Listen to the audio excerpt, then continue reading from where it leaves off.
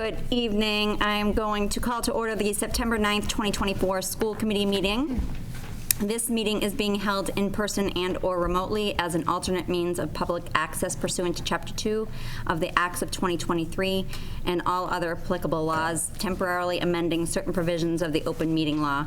You are hereby advised that this meeting and all communications during this meeting may be recorded by the Town of Hingham in accordance with the open meeting law.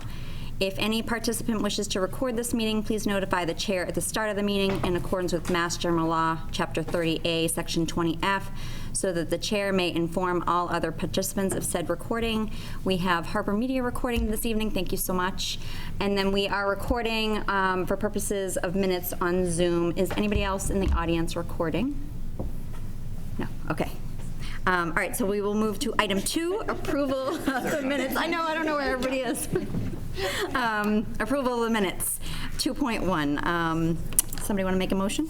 I will make a motion to approve the minutes from August 26, 2024. I will second. Any discussion? All those in favor? Aye. Any opposed? No. Okay. Item 3, questions and comments. Just to remind people that we do not accept anonymous feedback. I know that sometimes people send messages to us on our emails. I just wanted to make the statement that we typically would not accept anonymous feedback, and we wouldn't respond to anyone that way. So we just wanted to highlight that. Is there anybody in the audience that would like to speak? I will read my statement. If not, okay. We're going to move on. Item 4, superintendent's report. Katie. Terrific. Well, this week's superintendent's report is all about school opening and sharing a few highlights of key projects. So as you're aware, on Wednesday, September 4th, we were thrilled to welcome back our students in grades 1 to 12 for the 24-25 school year.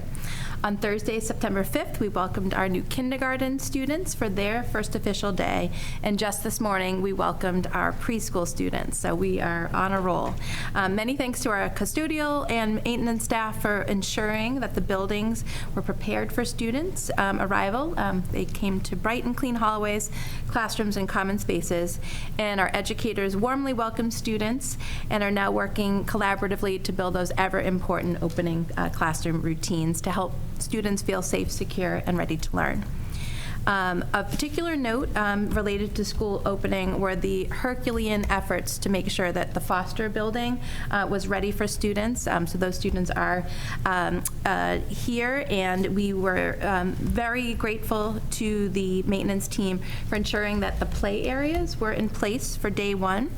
So we do have separate spaces for preschool, kindergarten, and grades 1 to 5. So some of the newly completed paving out back of the Foster school also allowed for some additional parking, which will alleviate to a degree the parking crunch while the new Foster is under construction. So the next meeting of the Foster Building Committee is scheduled for September 18th, after which point we will be able to share some additional details about our adjusted timelines and the school calendar adjustments that will be needed. So we'll have an outline of moving plans at our September 22nd school committee meeting. This evening, I'm thrilled to welcome to my left, we are thrilled at Central Office to welcome Erica Pollard.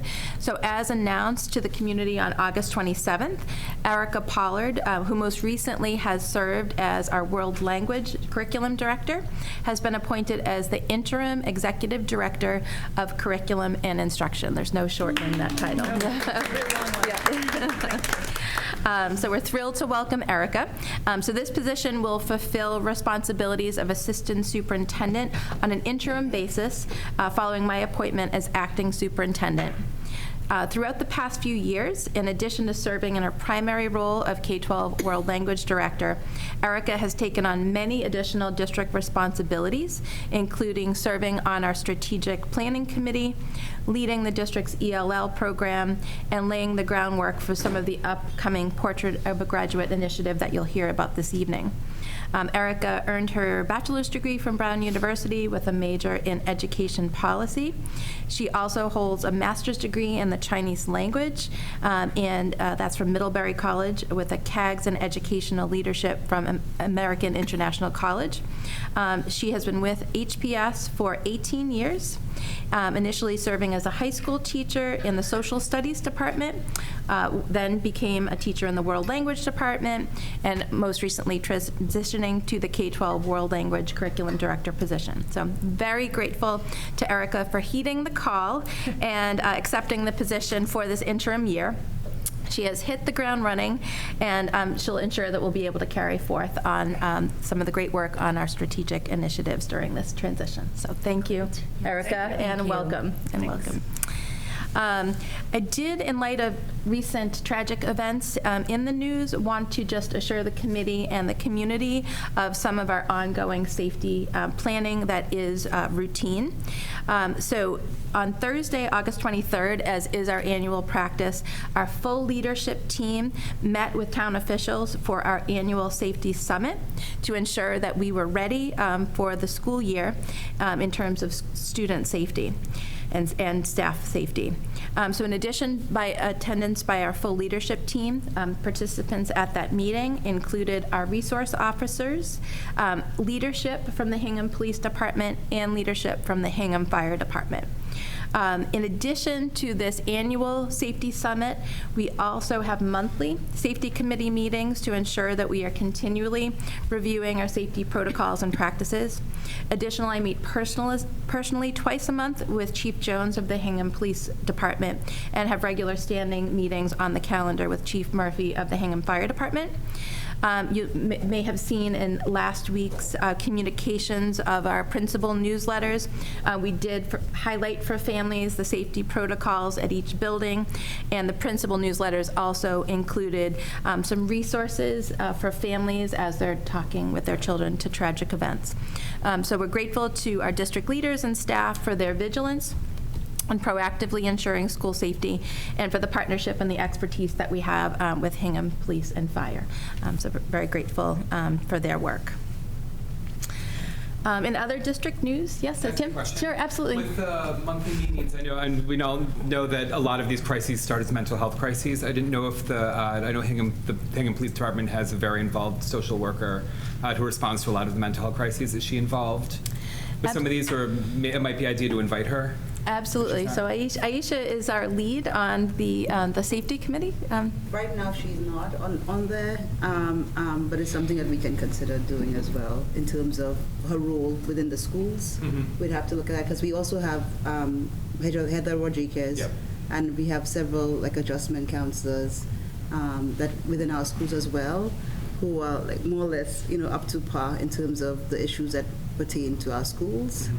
So I think if anything, we'd probably rely on those internal resources that we have, yeah, but that's not by saying at all. If a crisis like that happened away from the schools, she would be one of the main people involved. So it seems to make sense to at least invite her. Right. That's a great suggestion. All right, Thank good you, suggestion. Thank you. Thank you, Tim. We'll make sure we note that.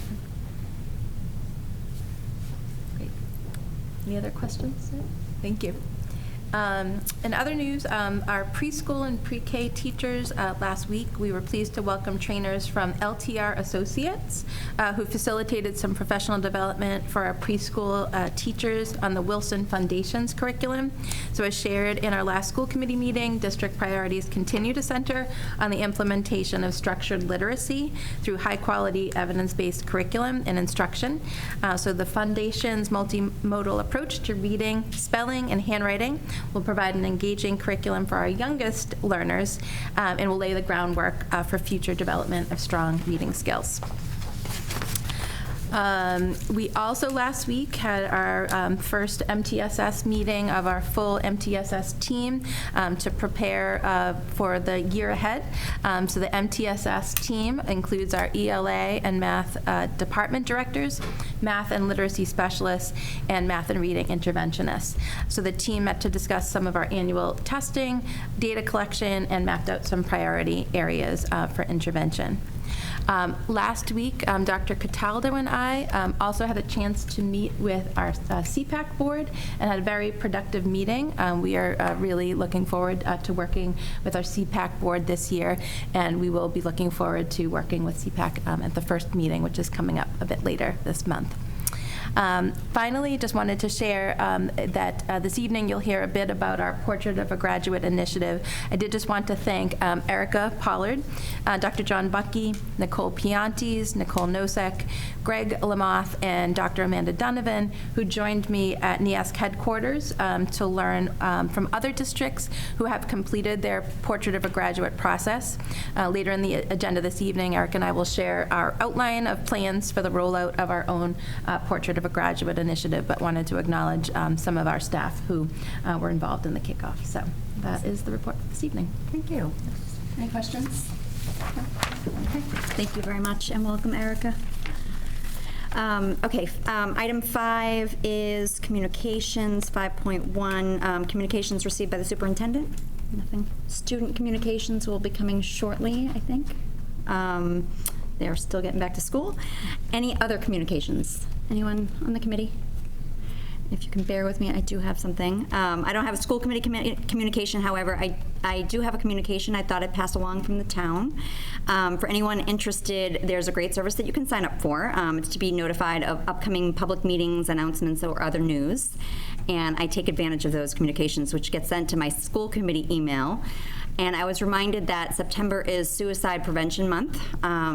In the Wellness Wednesday flyer that was sent out, tomorrow is September 10th, which is World Suicide Prevention Day. It is a day to raise awareness, focus efforts on directing treatment to those who need it most, and remember those affected by suicide.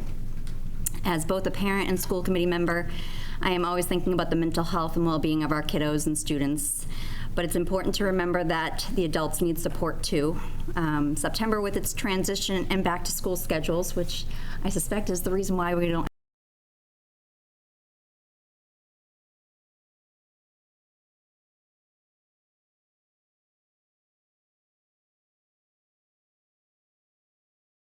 strength and not weakness. Whether it's through therapy, talking to a loved one, or finding supportive community, that first step is vital.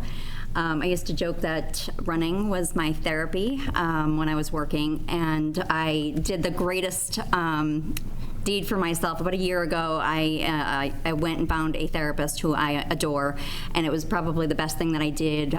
We don't talk about much, but given I have 2 teenage daughters, sometimes that is just the ticket I need to kind of get through those challenging moments. So I would encourage people, if they are struggling, to find someone to talk to. In recognition of Suicide Prevention Month, I wanted to remind everyone that there are resources available on the Hingham Public School webpage, not just for students, but for adults as well. It's crucial that we take care of ourselves so that we can continue supporting our children and families. Please be gentle with yourselves as you navigate the demands of the season. Don't hesitate to help, to reach out if you need help, whether it's for yourself, your child, or a loved one. Thank you. Everybody knows that I'm passionate about the mental health, and you can thank my older sister who's a social worker, so apologies. Yes. Yes. Sorry, I just want to say the town had alerted us that tomorrow being the Worldwide Suicide Day, they're asking us to wear blue. Oh, awesome. That's So good to know. wear All right. blue tomorrow. And actually, I just noticed on my way here that the soccer team, I think they are doing the walk, and it's blue as well, that they've recognized as the color. So that's coming up on September 21st. So there is a Wellness Wednesday flyer that gets sent out every month. And there are a couple events. There's one for suicide awareness for veterans, and another one for the walk. So yeah, thank you for. Sorry for interrupting. No, I'm glad you brought that up, because that reminded me of the soccer team doing the same thing. So I appreciate it. And that the walk you're talking about is, well, there is a Out of the Darkness Walk to Prevent Suicide at Bear Cove on September 21st. Right. So there's information. The Anchor had an article about it. Thank you. So. Awesome. Thanks. All right, item 6, unfinished business. We have a bunch of policies that we had a first read on last time, so this is our second read, and to act as appropriate if people are ready. So I'm going to have Allie take us through this 6.1. Thank you. Okay, so we have seven policies. just a few. They are all related to Title IX regulation, and we did the first read last time. So if anyone has any questions, I'm happy to go through those. There are items redlined where there are changes from our original policies, but the majority of them are new policies that were picked up from the MASC models that were sent over. I do have 2 changes I would like to propose within those, if you can bear with me to try to point you to them. The first one is in 6.2, it's AC-R, which is the procedure that follows along with the policy. And actually, Carrie, I have a question that you may know the answer to, or may not. It has the same title as the policy. Are we allowed to change it so it's non-discrimination procedure, to clarify? Oh, yeah, that's a good idea. Because it is, yeah, Katie brought up, it is confusing. They're both titled policy, and it was unclear why. Yeah, it's in the policy manual. So, Right, but yeah. it is a. No, it's a good idea. So my first proposed change would be to change the title to the non-discrimination procedure, including harassment and retaliation. And then if you scroll down under. Can I actually make a comment on that? Yeah. So with the actual policy name, AC, this is the title of AC, that's the name of the policy. So then R means Designates. procedure. So it is intended to be titled policy then? Well, so to me, it's AC. AC means the name of the actual policy. Right. And then if there's an R next to it, that means procedure. So if you're changing the name of it, then you're changing the name of AC, Oh. is what I'm wondering. Because if you look at the beginning of the MASC, of our policy, it will say that any policy that has an R next to it, it's It's a procedure. technically a procedure. And it is. So I'm wondering if we should put it twice, or policy/procedure. I just don't want to be changing the name The of name of the policy, policy, of the yeah. actual policy. Could you do non-discrimination policy, including harassment and retaliation dash procedure? Just so it's clear that it's. Yes, I think that'd be better, because then that follows along with the title for the dash R. And these are confusing because you will see some later that are not designated as procedures but are titled procedures, Yes. because they just wanted to challenge us. Yes. So it would be, the title would be dash procedure. Okay. Okay, so that would be the first proposed change. And then the second one within this, if you scroll down under definitions, the model policy included some updates to the protected classes. Our protected classes that we've used elsewhere are more descriptive than what MASC had intended. So when we picked up the language, there was a sentence at the end that was left off inadvertently because we copied our language into it. So there's a paragraph that lists all the protected classes. I would propose adding at the very end the line discrimination and/or harassment includes, but is not limited to, and then it has the bullet points with the examples. And only because that was in their model policy and we left it out when we did that. So that's the 2 changes on this one. The other changes that I'd like to propose, if you go to policy ACGB, the Title IX sexual discrimination grievance policy or procedure, I apologize.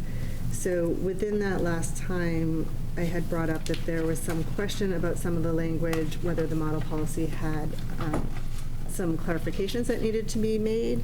And I did reach out to MASC legal counsel, and they did say, in fact, there was not a typo necessarily, but there was some language that they would suggest that we change from their model policy. I included, because if I try to say it out loud, I will stumble over all the words. I included under 6.7 a copy of the email that they sent with the proposed change. There's 2 bullets, and it is on page, to make it easier to follow along, page 4, and it's highlighted under the second paragraph. And that is our original language, and I can pop in the proposed language so people can see it. It changes with objectively offensive and is so severe and pervasive to, I might be saying backwards, to, it changes the and to an or.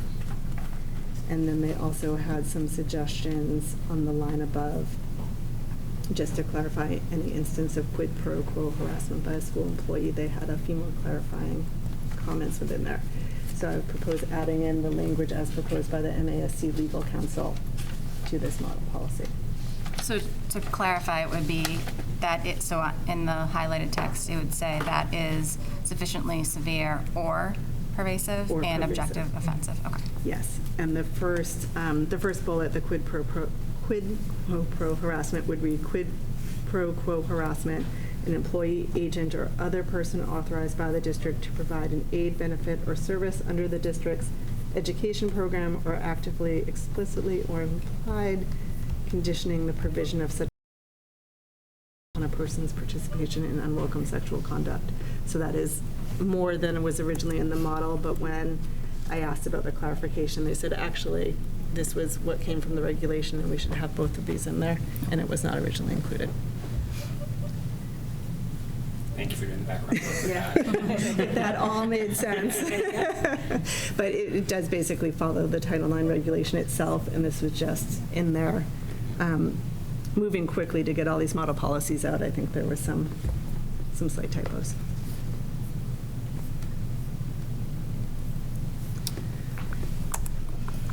Any questions?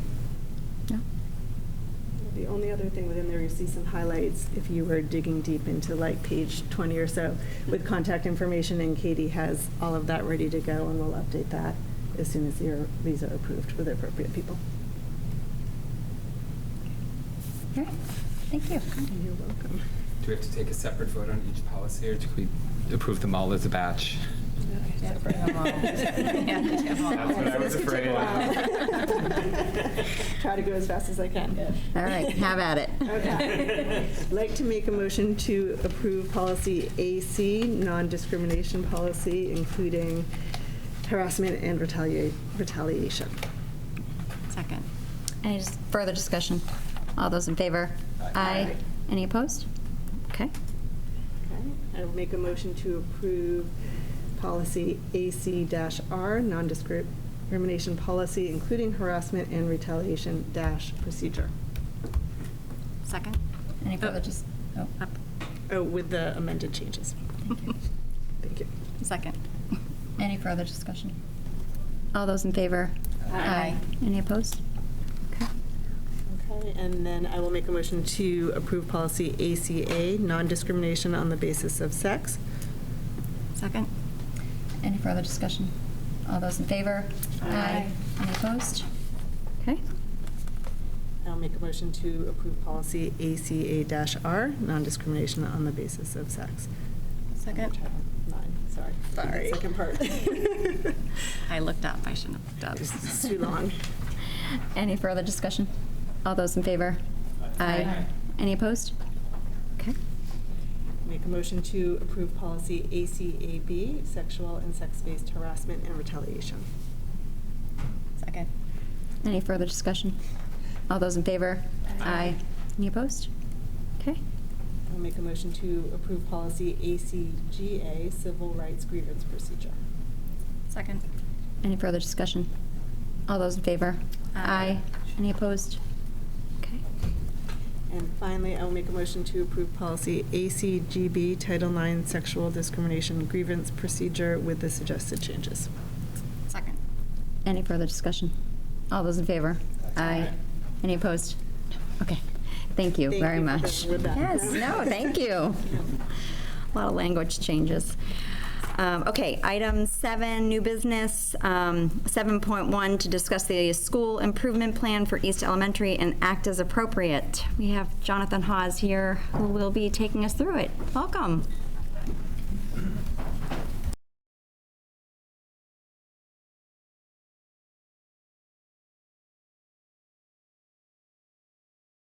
Worked throughout the spring to update many of the core elements of our school improvement plan, coming up with the 3 goals that I submitted to you all last week. And I'm going to take a few minutes just to sort of walk through each one of those. But definite thank you to our school council members for their input, for their discussion, for the drafting and revision of the goals as it happens. They're really good about revisiting. And we feel that our group's really well representative of our school community. We've got one of our fantastic specialists on our school council. We've got a longstanding community rep, so and Matt, of course. So it's a good group, and feel like we did a good amount of revision, a good amount of updating that left some core sort of overarching pieces that should be in each school's school improvement plan, but definitely explored some new areas that we'll be focusing on over the next 2 years of this plan. So 3 big core areas, obviously maximizing opportunity, and that there's a through line throughout the plan, whether it's space at East Elementary, which even though it's a massive school and campus, we're still busting at the seams just like every other school is. So taking an opportunity to look at the spaces that we have available, whether that's programmatic space, because we do house 3 of the district-wide programs at East Elementary, the integrated pre-K, the CLC, and the lab. So whether it's those specific spaces that are needed for the district-wide programming, the space that is required for storage of the district's field science materials, large quantity of those are housed at East Elementary. And we're trying to do our best to help Brian make some sense of the storage opportunities that we have there, and also maximizing the opportunity that we have within our schedule, our academic schedule. So we took some revision opportunities there as well. Second through line is improving our performance. A 3-year snapshot of East Elementary tells a picture that we have some growth to do with regard to MCAS improvement. We last year were 4th out of 4 for our peer schools. Not a place that we envision staying for long, so it's an opportunity for us to improve our performance there.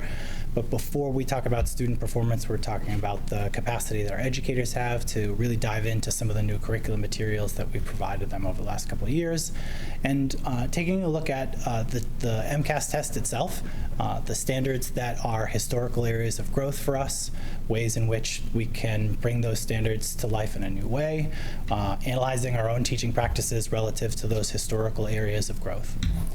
And another through line throughout this plan is social emotional focus, whether it's maximizing some of the pieces that we already have in place or taking on a new venture, which I'll expand upon a little bit during our half days and professional development days for this year, which also aligns with the district's social emotional focus over the course of this year.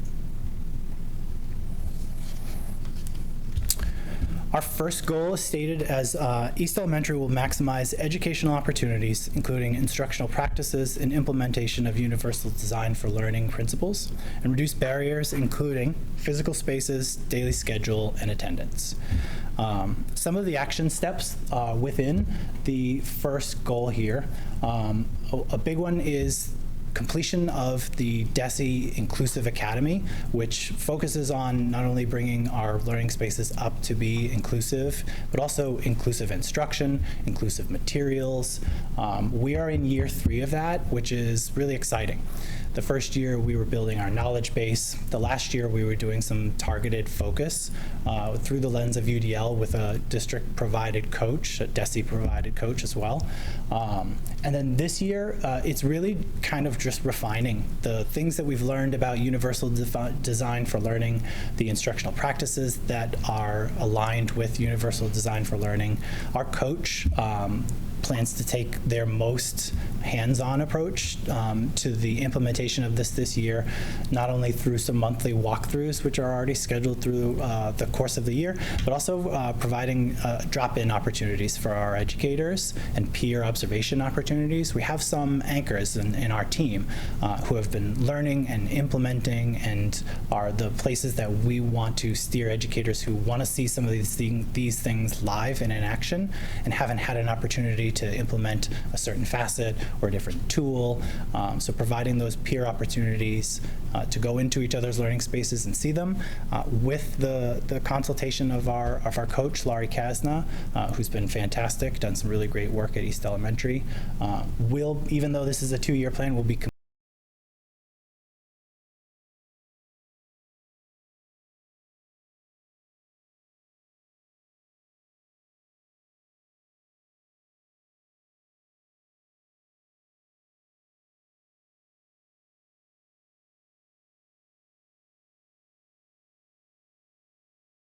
A bit about space and within the schedule. We've done some work refining East Elementary's schedule over the last couple of years. First layer of implementation 2 years ago was just making a schedule that made sense and it afforded intervention opportunities for each of the grade levels. Last year we took it a little bit further, where we really targeted T2 and T3 needs. A fantastic team of specialists, shout out for sure to Carly Woods, Leslie Flanagan, and Lisa Rowan, our reading and math team at East Elementary, who have brought specifically to K-2 a walk to read approach to intervention, in which rather than doing it based upon the homeroom needs, we're taking the intervention needs across a grade level, deploying our team of interventionists, specialists, and classroom educators to really make sure that we're meeting the needs of those T2, T3 students. Another thing that was important to us in East Elementary was our schedule. We've reduced some of the time that we have throughout our schedule for transitions. I've tried to be as tight as possible to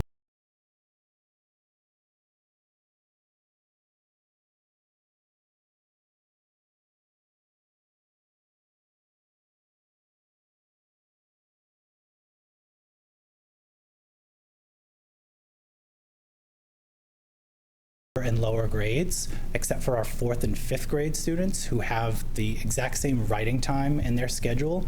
So our coach, Monica Matthews, as well as our classroom teachers, we're really trying to encourage the opportunities in our 4th and 5th graders to really polish up their writing. And they're working on very similar skills at that age level, but then for our K-3 students, giving them big and little buddy opportunities within their writing schedule so they can step into those spaces, model some of that writing for our littles. So it was a unique opportunity. Last year, as you all are well aware, we got some feedback about our special education practices. So within our plan, we have an approach to continually address where we are at meeting some of those needs. It is important to East Elementary through the lens of those specialized programs that I talked about, our CLC and our lab program. I think one of the most notable areas that we received feedback on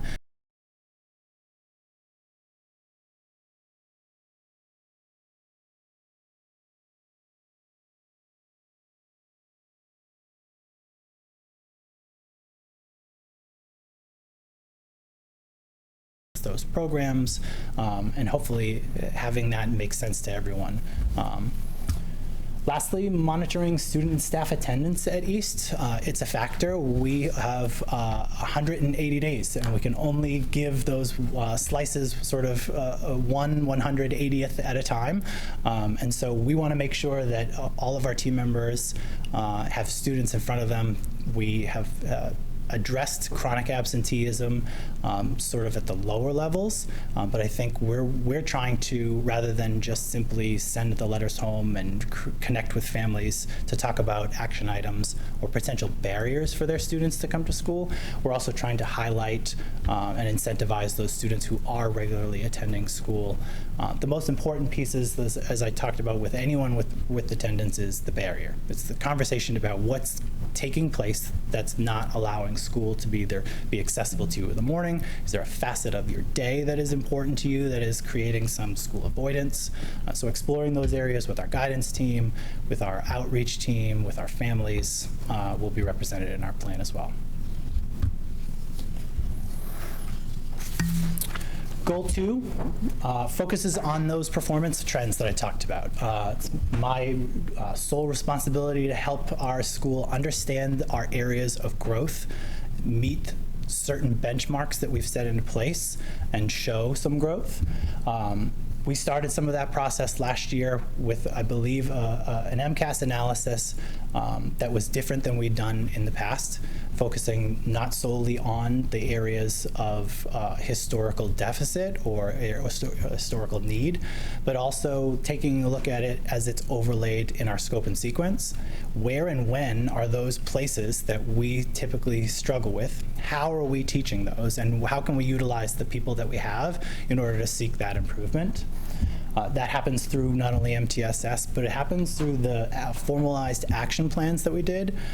Last year was a great sort of way to try it out for the first time. I think we saw we'll see some results this fall, regardless in performance. But one of the things that we definitely saw were our educators looking at their scope and sequence, looking at the ways in which we're teaching things and providing practical applications for the concepts, and really, really targeting in a way that, through their feedback, hadn't been done before. So we're hoping to try that again.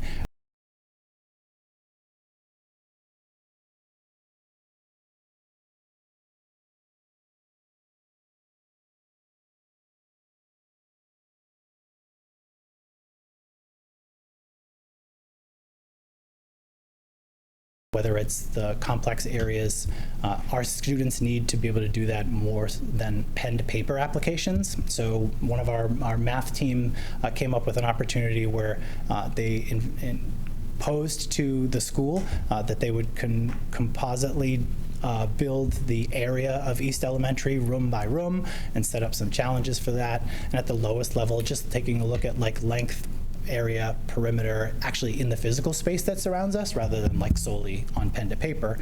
As we all know, when students are using those skills, they're a little bit better than just sort of like the rote practice. Each month has a focus area. Each month has some activities that are built by our team, all correlating to our historical areas of growth. We hope to see the results of that plan, not only for this fall, but as it becomes a part of the East Elementary culture, as it becomes a part of how we analyze each spring's data in the fall, we'll continue to see more and more growth.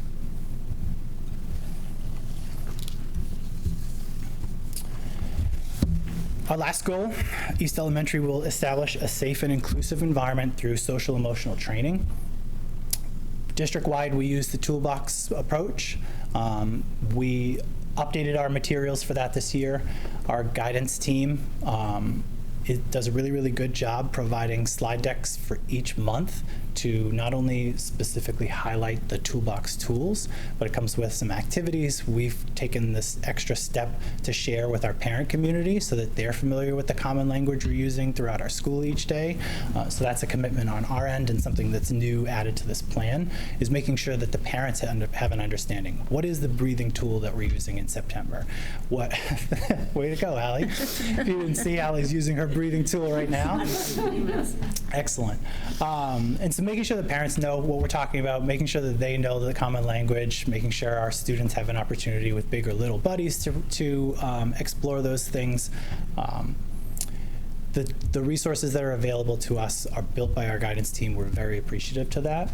Another angle that we're trying out this year is trying to take a look at where our schedule has impacted us. And where I say it's impacted us, where before we've had an opportunity for some more robust morning meetings, for an opportunity to build some classroom community. But with a schedule revision that we've all experienced over the last couple of years, there's more urgency to get us started with our academic day a little bit earlier, and it has come at the cost of the lengthier morning meetings and the opportunity to continually, formally develop your classroom climate and community. If the priority with a sort of truncated opportunity for morning meeting is just community, we're not going to get to the social emotional learning. So at East this year, we're trying on the moniker Wellbeing Wednesdays, where on our early release days, at the first early release day every month that coincides with our PD day, we're going to sort of, I guess, cover your ears, put aside the reading and mathematics for a little bit, and we're actually going to do what we've said what we're going to do, which is commit a couple of hours to devoted social emotional learning. Whether that's using the monthly tools and slides that come through the Toolbox program, or some of the resources that our teammates started to put together this summer and the greater East team will expand upon in each of our own building-based professional development days, a lesson plan, a series of activities that include some of the core focus areas in Toolbox, some overarching areas that we see. So for instance, in September, next week on the 18th, we're going to explore the brain a little bit. So our K-2 students are going to cut out brains, and they're going to wear brain hats, and they're going to identify the different parts of our brain. And our older elementary students are going to make the correlation to how do those parts of my brain light up when certain feelings are happening, when I'm sort of experiencing stressors, what's going on in my brain. A through line to toolbox and the breathing tool will be listening to some podcasts or looking at some videos about how do I acquire what I need, whether it's a moment where I need a break. How do I do that in a learning setting? How do I do that in a recess setting? How do I do that in the cafeteria? What physiologically is telling me that I need a break and how to tap into that. So it's pretty multi-layered. We've given our educators way more than they'll even be able to do in those 3 hours. And thinking through a universal design for learning lens, we've created a menu of options. They've committed to trying a few of those options. There's no way they could try it all. But the point is, we're really actually committing the 3 hours-ish of our day to social emotional learning, whether it's students articulating needs and understanding their feelings, or us formally bringing great connections, like our library has so many anchor texts that talk about stress, that talk about breathing. Our librarian has made sure that all of those resources are in our shared social emotional document. Educators can go and check out some books to take the look at those and use the picture books to anchor the concepts that they're talking about in their classrooms. That's great. Thank you very much. Any questions? Tim? That's good for a question. Yeah, good. You're on, you said this is year 3 of the Inclusive Academy. Yeah. And I'm just curious, what's the experience for the teachers been with that? Is that something they found really useful or helpful, or? I think so. As you know, as a teacher, I know we get a lot of PD thrown at us, and Sure, yeah, and I don't know that we've had the depth that we've needed for everyone. You know, we've got about 100 team members at East Elementary to have tried all of what's available to them. But I think one of the more important pieces that they've taken away, aside from the resources or aside from a different way to think about math workshop block being choice-based or interest-based rather than like one specific skill for everyone, is just that conceptual understanding, is that we don't necessarily, it's not thinking through the lens of differentiation like special education maybe. It's actually just providing as many accessible opportunities for students as you can. And one key takeaway that I know that everyone has definitely agreed with, enjoyed, and it's sort of a tenet of universal design for learning, is having clearly articulated goals and clear criteria for success. Seems sort of basic, but like that principle alone, just scaling things back and thinking, what is my clearly stated goal for this lesson? How are my students going to show me? And the way in which they've achieved that goal has helped us not think about things as like I'm taking all of these things off of the shelf. It actually, Tim, to answer your question in a really long way, I think has helped to refine our approach to our lessons each day, rather than thinking that they've got to throw everything at them. awesome, good to hear. Anyone else? I love the creative way that you're thinking about the Wednesdays and taking that as the opportunity to do the Wellness Wednesday and layer in the curriculum there. That's great. Yeah, we had a working group this summer that we sort of knew what we wanted to come up with. We just didn't know how we were going to get there. And what I'm really excited about, Ness, is we've built the first 2 months. We've built September and October's. So in October, we're going to be together as a team, taking that sort of template and seeing what they can come up with for November, December, et cetera, so that it becomes a little bit more organic rather than like, here's your stuff for Wellbeing Wednesday. That's great. Thank you. No, I think that's really great as well. I've been reading a few articles about the research that's starting to come in on what the impact that social emotional learning has, and they're finding, you probably have heard this as well, but they're finding that it's the staff that is getting a lot out of it as well, and not only the children, but the staff. And then as the staff is more emotionally able to deliver lessons to the students, it really is having a great effect on the overall value of the educational programming. Sure. Yeah. Seems simple, right? Yeah. But like not something that we always do. We're hearing Ness talk about sort of like normalizing therapy, being gentle to yourself. Those are like light bulbs for some people, rather than something that should be part of our regular practice. Yeah, I hear frequently, you got to put on your mask first, take care of your mental health so you can help those that you are helping to form. Yeah. Yeah. So Thank you for your questions. Yeah. Thank you. Thank you, Jen. Yeah, thank you. We need to, yeah, okay. All right, so I'll take a motion. I will make a motion to approve the school improvement plan for East Elementary for the 2024 to 2026 years. I will second. Any further discussion? All those in favor? Aye. Any opposed? No, okay, all right, thank you very much. All right, 7.2, to discuss a student trip to Quebec and act as appropriate. Are you taking us through this? You've got many hats going on here. We get the rest of the meeting.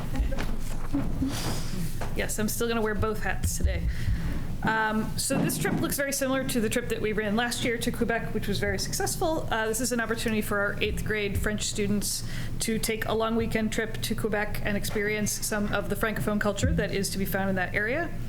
Last year's trip, it seems like the kids had a blast. I was actually seeing the pictures afterwards, pretty disappointed that I didn't get to go. They got the opportunity because they went in the wintertime, which pre-COVID, when we used to do this trip, it was usually in May.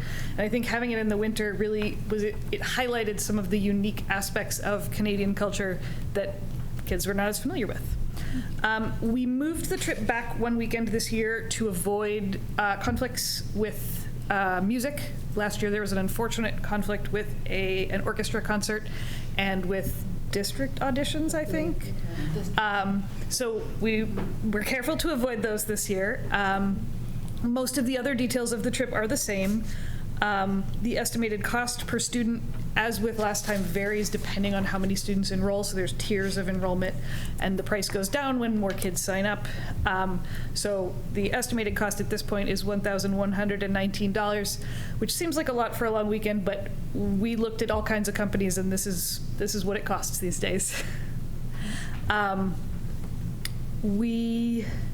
There's clear integration with the core curriculum. Students are making use of the French that they have learned to communicate while they are in Quebec. And when they come back, they are able to share with their classmates who were not able to participate in the trip about what they learned and what French they used and what they found interesting about the culture of Quebec. Any questions?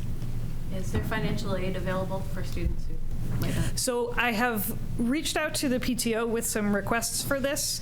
This continues to be a tricky area because it is sometimes difficult. So it's easy for us to say, if people need help, they should reach out and we'll figure out a way to make it happen. The reality is, I think people are often hesitant to reach out, and we don't always have access to the information about who might want or benefit from that support. So short answer is, I think there are funds available. The challenge is connecting the people with the money, and we'll work on it. Thanks. Tim? I really appreciate that answer. Thank you.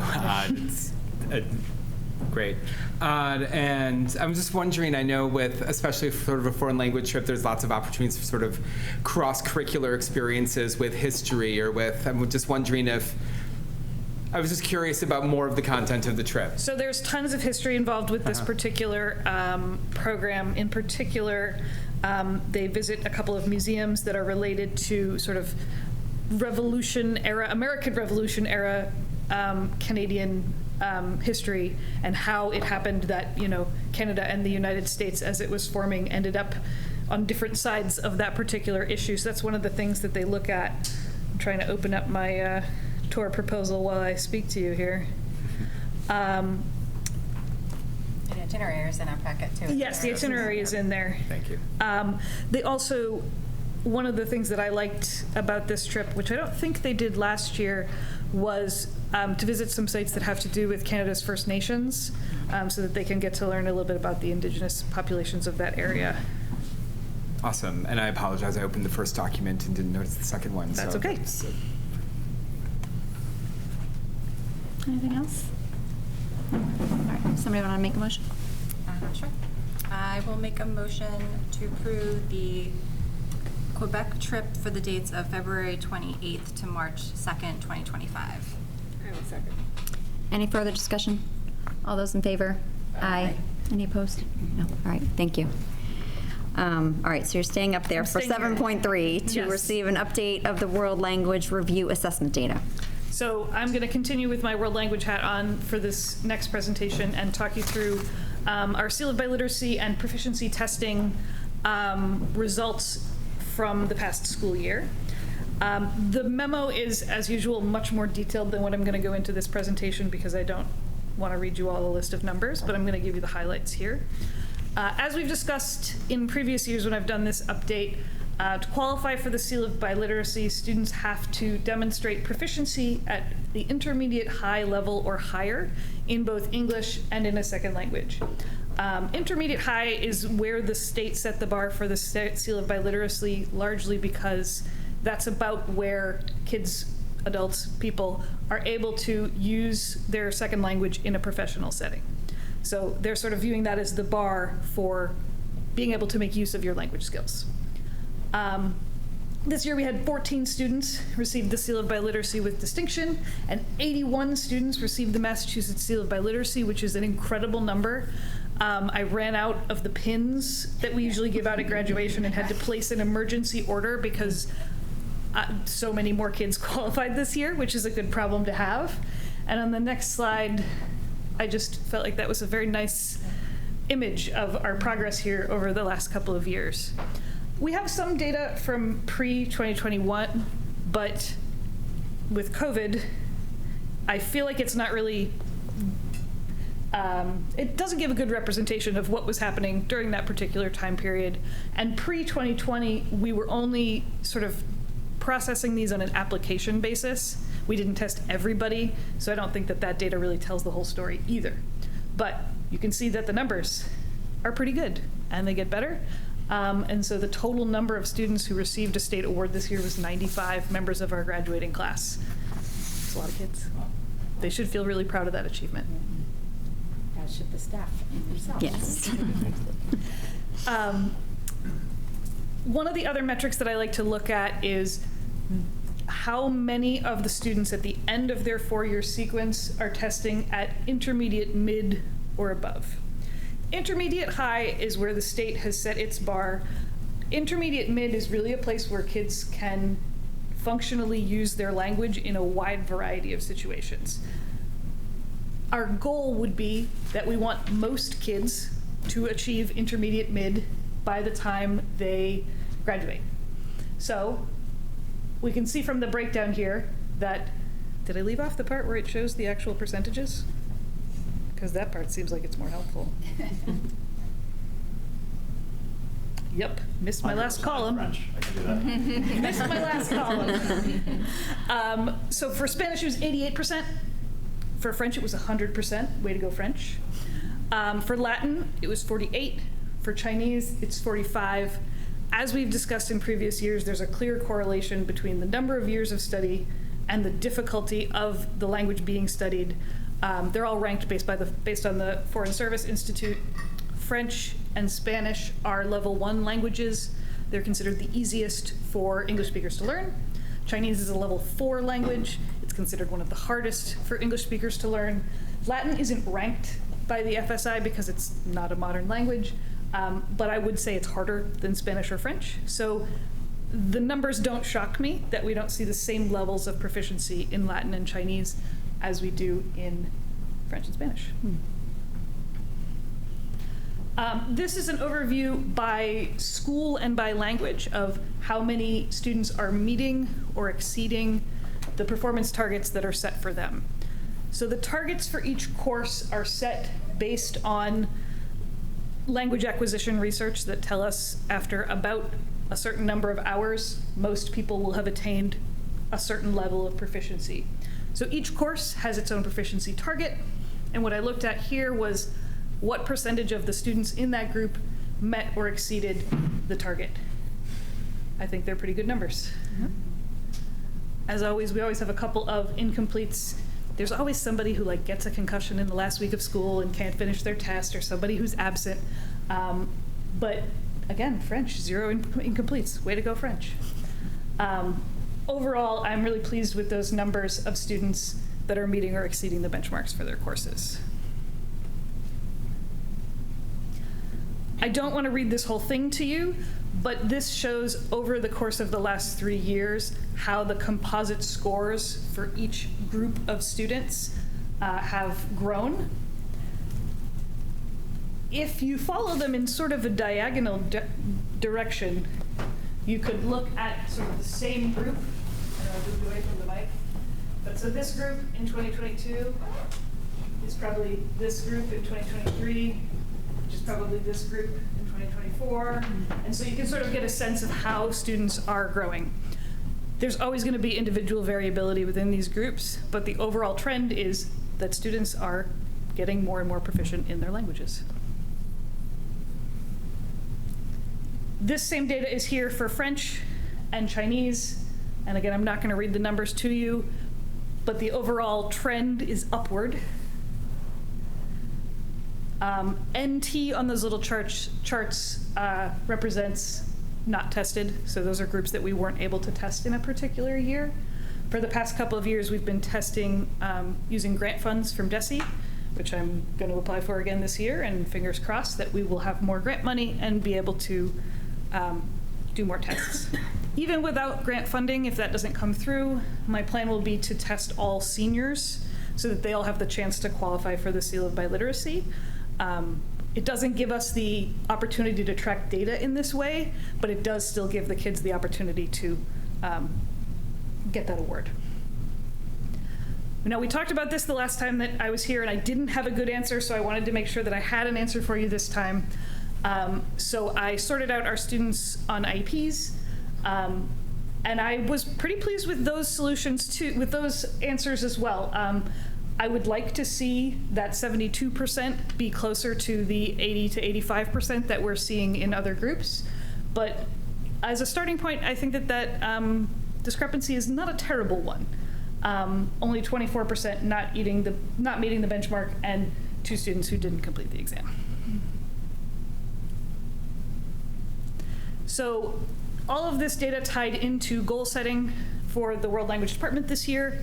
For a professional practice goal, many members of the department have decided to focus on helping students with goal setting.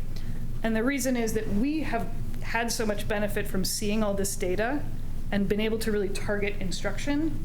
Students will be able to really target their own attention and their own focus if we tell them what they need to focus on.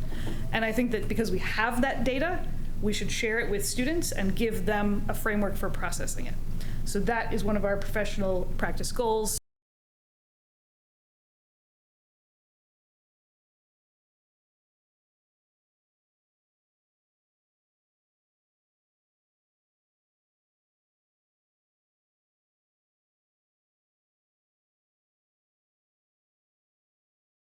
As we've seen, students learn more language when they have more time in the classroom with that language. So it would be great if at some point we could offer all of our languages at the middle school level.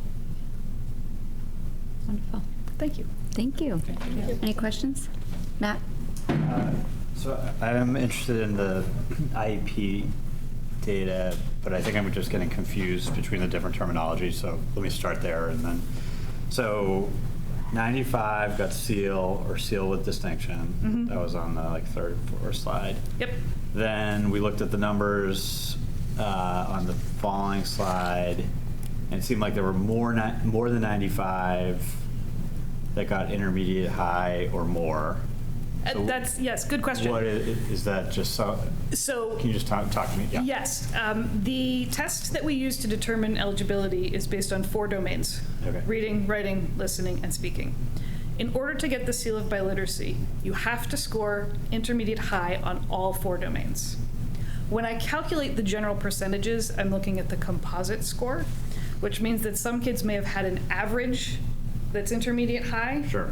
But they don't unfortunately qualify. I personally think the state is being too hard on them, but they didn't ask me, so. Okay, that makes sense. That's helpful. And then we start, for the IEP, we started talking about benchmark. Mm-hmm. What is benchmark intermediate high or? So it depends on the class. Okay. So for example, our 8th grade classes, their target is novice high, which is a 3 on this stamp exam. Okay. French 2, it's a 4. And it sort of builds over time. The expectation is that year over year, they're scoring better. The progress through those levels, though, isn't really linear. Yeah. Because of the way that we learn languages, there tends to be sort of a plateau in the middle. So we see a lot of growth at the beginning, not a ton of growth in the middle, and then often a lot of growth at the end. Okay. So, and that's why you were comparing the 72% to the 84, which makes sense. Okay. Yeah, so each of those kids, the kids that were represented in my list of students with IEPs, they're not all in one class. So each of them, they may have had a variety of different targets to reach. So I just looked at if they met the target for that class. Okay, thank you. Anyone else? No? Okay. Thank All right, you very thank much. you. Thank you. All right, 7.4, to receive a presentation, Portrait of a Graduate and Strategic Planning Timeline. More of a Been memo hearing- than a Yes, presentation, okay. but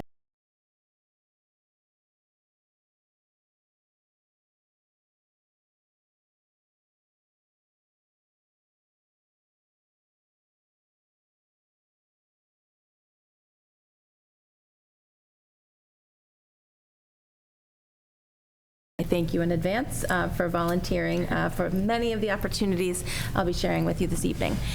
So as you know, during the current 24-25 school year, we will be entering the third and final year of our 2022 to 2025 strategic plan.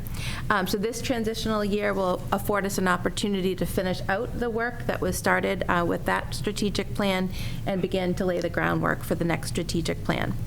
In many area districts, an important precursor to the strategic planning process has been a complementary process known as either the portrait of a graduate or vision of a learner. Those terms are used interchangeably. So these two processes are more narrowly focused than the strategic planning in that it's strictly focused on the student experience and the why of education and the why of the district. So through a collaborative process in the Portrait of a Graduate, we will be involving all key community stakeholders, students, staff, families, extended community members, members of town government, to help us to define a vision for the skills, competencies, and habits of mind that young people will need in order to thrive and succeed in learning, work, and in life. Subsequent strategic planning will then support future Hingham students with the relevant systems, structures, and programming aligned with this learning vision. I mentioned that earlier in August I was joined by a team of 6 Hingham administrators, Erica, Dr. Bucky, Nicole Piantes and Nicole Nosek, Greg Lamoth, and Dr. Amanda Donovan, who began some of the groundwork that was laid for Portrait of a Graduate work.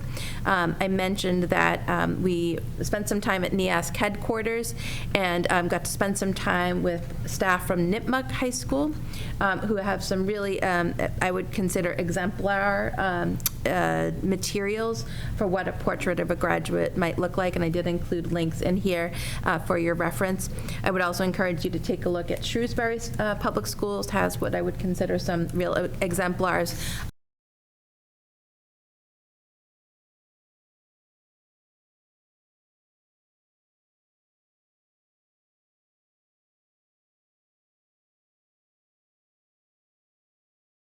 A number of potential partners who can partner with us for the work of Portrait of a Graduate and strategic planning. We did, after vetting several vendors, settled on Teaching and Learning Alliance, who worked with us on our last strategic plan quite successfully. They know the community, and again, I think will give us a really great launching point for our next strategic plan.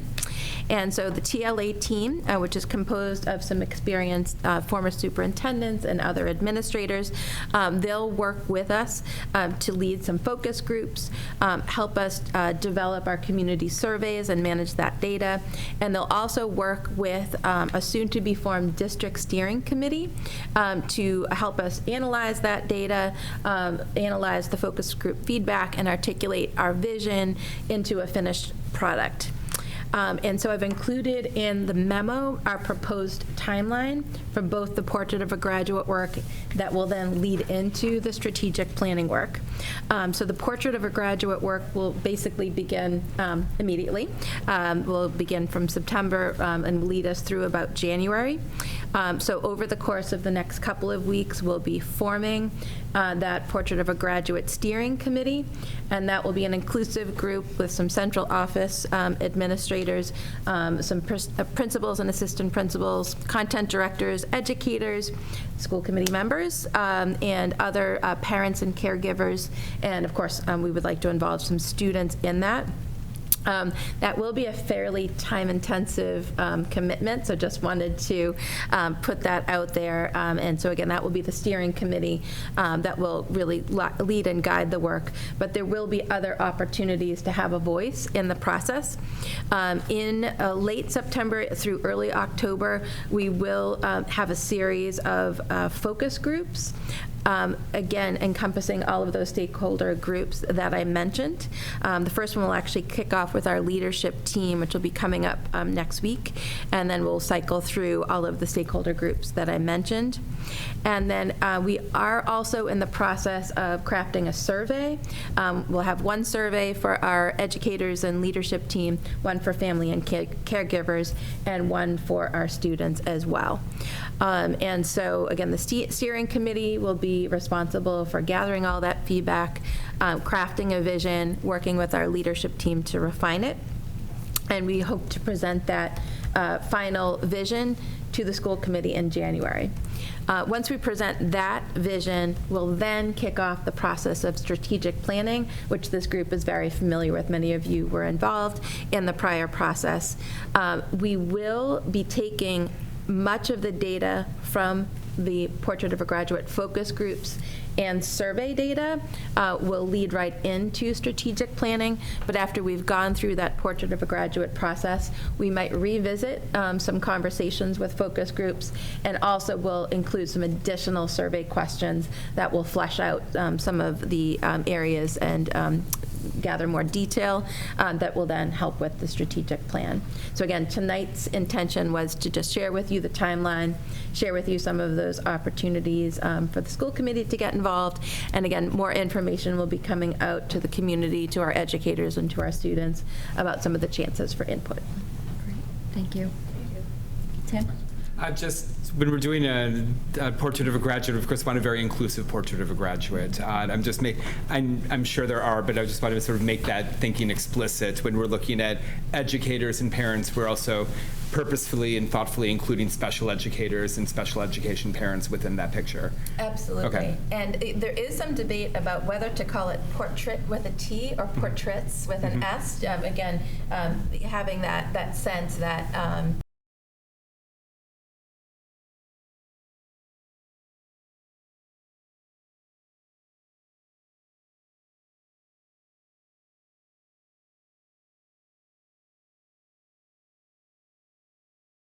we will ultimately settle on which we call it. So I've seen it, vision of a graduate, portrait of a learner. So we will settle on that. So that will be one of the first tasks. And one I guess, vote in favor of calling it vision of a learner or portrait of a learner is that we do want to make it a K-12 process. Right. And I fear that word graduate might make it feel a little less inclusive of our elementary students. And so my vote would be something along the line of portrait or vision of a learner.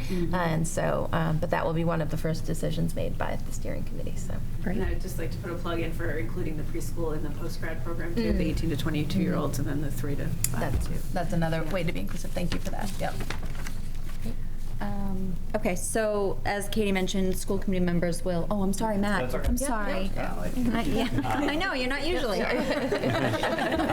So I'm curious. So I think I wasn't on the school committee at the time, but I think this is different than what the process was last time, where it was like a full year of a strategic plan. Maybe I'm wrong, and this is the exact same process. The strategic plan was, I believe, last time was January to June. So we have a similar time frame for the strategic plan. I feel like the strategic planning might have even started like February. And so usually that's a 12 about a 12-week process, maybe up to maybe 16 weeks, Okay. just the strategic planning. But what this does is, rather than getting into the weeds, so strategic planning can often feel like a budget meeting, a facilities meeting. It's really it can often get into some of the nuts and bolts, which are important, and it's a little less visioning. So if you dive right into strategic planning, I think the advantage of starting with Portrait of a Graduate is you're really zooming out to a why. And again, and taking a look at some of the other districts that I mentioned that start with a Portrait of a Graduate first, it's a little more aspirational before you get into some of the nuts and bolts of the strategic planning. And wasn't the Portrait of a Graduate part of one of the pieces of our last strategic plan that we would ultimately? Yes, and so that's a great point, Ally. So in our last strategic plan, we had included Portrait of a Graduate work as part of it. It is one of the projects that we had to take the gas off of a bit as we were doubling down on MTSS, our special education plan, and so on. And you also, you need to be in a place where you're ready to do that kind of bigger picture thinking. So we had some work to do, I think, before we got to that place. But I do think, particularly in this year of transition, doing some of that bigger picture thinking of who do we want to be as a district and what do we want for our students, I think it's just the right time for this work. Kind of a nice way to close out the last strategic plan and start the new one. Yes, yeah, that's a good point as well. That is one of the pieces of unfinished business from the last strategic plan that we hadn't quite got to It's a yet. nice final chapter as it Yes, goes yes. into the next strategic transition. Yeah, absolutely. A nice way to set the stage too for the next strategic plan. When is our next NEASC evaluation? That was another thing too. Yeah, so it is it is a component of NEASC. I did want to kind of separate it from that process. I think it has value on its own, but it is also a required element of NEASC. So we're about 2 or 3 years out from our next NEASC. Is it 27? 27. It would be good to get it done then. Yep. Mhm. Yeah. All right, so as Katie mentioned, we'll have school committee participate, and so I'll send out an email after the meeting just to see who is interested in either Portrait of a Graduate or strategic plan, so be on the lookout for that email. Okay, all right. So 7.5, another policy to discuss memorandum of understanding with the Hingham Maritime Center. This is a first read. I'll pass it back over to Ally. Thank you, and I'll actually pass it over to Carrie, just because she worked on this with the Maritime Center, but it is an agreement to officially memorialize their use of some of our storage areas, so you can talk about that. Yeah, it's pretty straightforward. It is just memorializing something that was already happening, but we wanted to make it more official. It only governs storage. There's another agreement that was, I think, enacted in 2016 between the town, the school department, and the Maritime Center as far as using the waterfront area. But we worked with Liza McKinnon, who was great, a great partner in this, and and they approved it as well. So this is a first read. If anyone has any questions, I don't. Any questions? No? Okay, so we'll put that on the next agenda for a vote, possible vote. Okay, so 7.6 to approve grants and donation and act as appropriate. I didn't see anything, but We had one that came in Okay. at the very last Okay. minute this afternoon. So the Hingham High School PTO, the principal's office submitted a grant from them. There are 2 grants that they received. One was an annual stipend that the PTO will be, which will go toward the Harbormen Helping Hingham coordinator.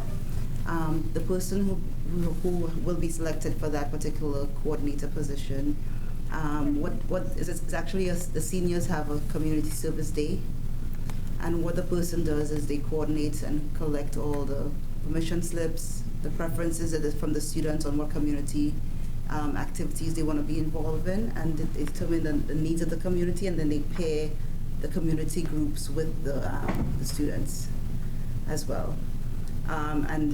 That's part of the whole coordination of that particular stipend. So we need to get approval for that one.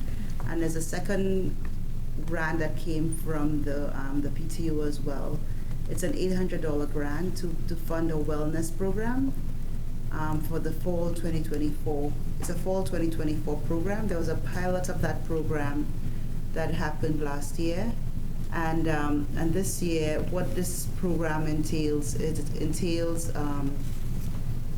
it's actually a Yale program that's coming, that we piloted last year and is actually coming into this, we're doing the whole program again this year. And it's a program where sophomores and up can actually elect to be part of it. And as part of that, they meet occasionally and they get involved with and learn from each other in terms of any wellness activity that they can do. And I'm probably not giving it the best explanation of all the things that the kids will be doing together, but it'll be basically getting together, and it's supposed to be very successful in terms of building community amongst them and wellness amongst them. And at the end of that time, if they are able to complete that course, a certificate of Yale, they can get a certificate at the end of the time as well. Yeah, and just to add to that, it's the Science of Happiness with Yale. We talk about it during the Wellness Committee, and I believe when we talk about the Youth Risk Behavior Survey in October, we'll also ask the two community members who have launched this to come in and just share some information on the program. I think the kids responded to it really well last year. I keep telling my kids they need to take it because it's great. Who took it? If anyone has questions. Yeah. In my other life, I'm teaching an expanded version of it for my job this semester, so I'm pretty familiar with the curriculum. If anyone has. Good. And they also have a podcast. If anyone's just interested, the Happiness Lab podcast is sort of connected to the. Yeah, I don't know if you have the link. I do have the link that Hingham used. If anyone wants to take it, it is online. You can kind of click through it quickly if you don't have time to do the whole thing, but it's even for adults. The teen version I actually found was better than the adult version. I think maybe because I have teenagers, I'm not sure, but it was really interesting and worthwhile. And you're able to take them both for free. Yes, online. So the $800 will go towards snacks and food and other.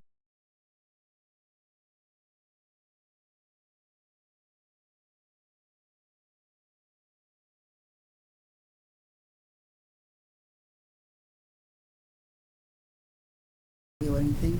So it's just to really fund the activities that the kids will be involved in. Great, thank you. Any questions? No. You want to make a motion? Sure. I will make a motion to accept the $1,500 and $800 donations from the Hingham High School PTO for the stipend and wellness program. One second. Any further discussion? All those in favor? Aye. Any opposed? No. Thank you. All right, so 7.7, there's no surplus, correct? Okay, great. Okay, so moving on to item 8, subcommittee and project reports. Go down the line, Matt. Yep. So Katie mentioned this earlier. Our first special education subcommittee meeting will be held next Wednesday, September 18th at 5:30. And she mentioned CPAC board met with Katie and Barbara on the 5th, I think. And they do have their new board finalized at this point. Great. That is all. Tim? The Educational Programming Subcommittee will meet on Tuesday the 17th, which is next Tuesday from 4:30 to 5:30. And the Hingham Human Rights Council will meet next Monday night. I believe at 6:30, I believe is the time. Okay. Terry? Salary negotiations will be meeting on October 3rd to begin negotiations with the cafeteria managers, assistant managers, and food service technicians. Great. Three. Yeah. Is that it for you? Yep. Sorry, I'm up to my calendar. Hingham High School Council is meeting September 18th, as well as the building committee September 18th as well. Busy day. Yeah, and I will be traveling. Extra busy day. Jen? I sent you all an email with the date for the Capitol Tour, which is going to be December 7th at 7:30 a.m. And there are warrants in your packet. Great. And I don't have anything to report, but we have our planning session, our workshop that's coming up on October 5th. So if possible, if you can come up with possible goals with your subcommittees so that we can discuss at the October 5th meeting, that would be great. And then I guess I would also put in a plug, since we're talking about mental health a lot today, I would put in a plug for Anxious Generation. That might be a good read before our planning session. It's just talking about, I'm sure there are many educators who have read it. I have been hearing about it since town meeting, and it's the culmination of less playtime for kids since the 80s and 90s and more social media time and smartphones, and it's causing this hockey stick effect as far as the mental health crisis that we're seeing with the kids. Trying to think of anything else that I need to talk about before we move on. No, all right. So item 9, other items not reasonably known within 48 hours. Anybody have anything? All right, and then item 10 is to adjourn. It states on the agenda that we were going to adjourn to executive session. However, we don't have anything to discuss. So I am going to propose tabling, approving the executive session minutes until we meet at our next meeting, so that we would just simply adjourn for the evening. All right? Might be a record. Don't say it too loud. All right. I'll make a motion to adjourn. Have a second? All those in favor? Aye. Thank you. All right, we're adjourned. Thank you.